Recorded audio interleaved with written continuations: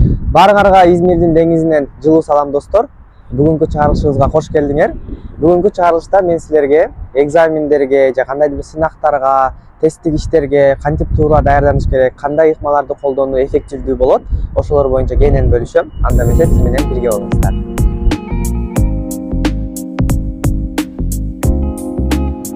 Экзаменге даярдануудагы эң эффективдүү, эң мыкты ыкмалардын бири бул сергек баш менен окуу.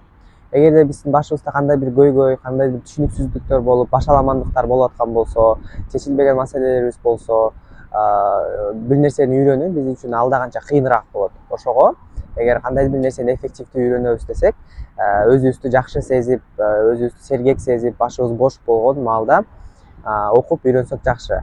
Көбүнчө эртең менен биз өзүбүздү ошондой сезебиз да, эртең менен эрте туруп, ызы чуу бизди тынчсыздандырган эч нерсе жок маалда башыбыз бош болуп, мээбиз сергек болот. Ошол учурда окусак, биз үчүн дагы да эффективдүүрөөк болот.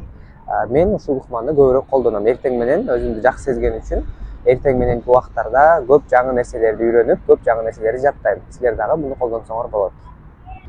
Андан кийинки бизге керектүү ыкма бул концентрацияны бир жерге коюп, алаксыбоо. Мисалы үчүн кандайдыр бир маанилүү тесттерге, экзамендерге, сынактарга даярданып атканда алаксыбашыбыз керек. Бизди алаксыта турган факторлордон узакташыбыз керек. Мисал катары айта турган болсом, экзаменге даярданып атканда эгер телефонубуз керек эмес болсо, телефонду өчүрүп, интернетти өчүрүп, үнсүз режимге коюп, мүмкүн болсо өзүбүздөн узак, башка көзүбүз көрбөгөн жака алып чыгып койсок, аябай жакшы болот да. Экзамен учурунда ошо мисалы бир нерсеге даярданып атканда телефон жаныбызда болсо бирөө чалып калышы мүмкүн, же билдирүүлөр келип калышы мүмкүн, бизди алаксытып оюбузду бөлүшү мүмкүн. Ошого концентрацияны бузбоо максатында бизди алаксыткан факторлордон алысыраак турганыбыз жакшыраак. Мен дагы бул ыкманы дайыма колдонгонго аракет кылам. Мисалы экзаменге даярданып атканда, бир нерсени жаттап атканда, окуп, анализ жасап атканда телефондорду дайыма өчүрүп, үнсүз режимге коюп, мүмкүн болсо башка бөлмөгө алып чыгып коем. Анан экзамендин убактысына жакын калганда, мисалы соц тармактарды өчүрүп, ал жака убактылуу бир кирбей туруп, маанисиз жолугушуулардан, маанисиз сүйлөшүүлөрдөн, оюн зооктордон алысыраак болуп, концентрациябызды только экзаменге коюп, сынакка коюп, биз үйрөнүп аткан нерсеге койсок, оюбуз чачырабай, мында дагы жакшы эффективдүү окуган болобуз. Биз билишибиз керек болгон кийинки ыкмабыз бул убагында эс алганды билүү.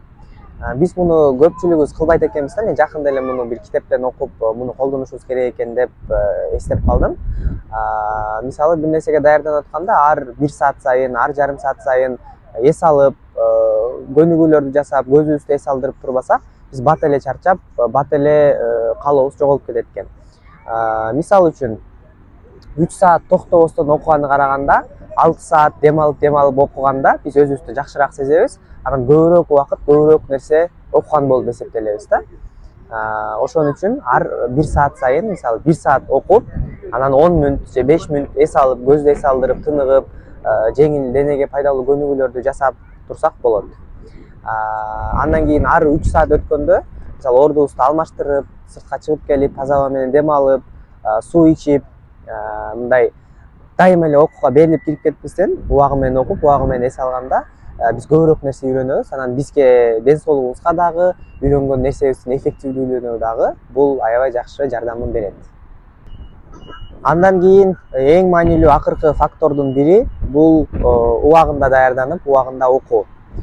Биз көпчүлүгүбүз мисалы экзамен жок, сынактар жок, дедлайндар алыс маалында ойноп күлүп, окууга көп көңүл бурбай жүрө беребиз. Анан экзаменге, сынактарга жакын калып, акыркы күндөр калганда шашып, стресс болуп, анан даярданып китебизди ачып баштайбыз да. Көпчүлүгүбүздө эң чоң катабыз ушул экен.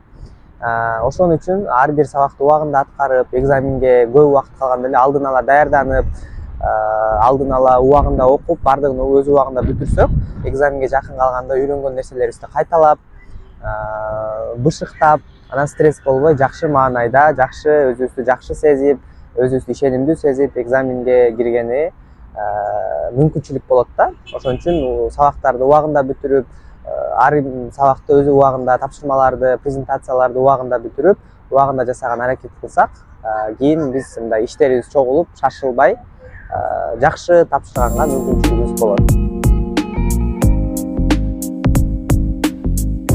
Мынакей достор, ушул 4 ыкманы колдонсок, аң сезимдүүлүк менен жаңы нерселерди үйрөнүп, эң башкысы туура аракет кылсак, өзүбүз каалаган жыйынтыктарга жете алабыз. Убагында окуйлу, жакшы эффективдүү ыкмаларды колдонолу, убакытты башкарууну билели. Анан кийинки чыгарылыштардан көрүшкөнчө саламатта тургула. Кандайдыр бир темада видео көргүңөр келип атса, комментарийге пикирлериңерди жазып койсоңор болот. Görüşkünce.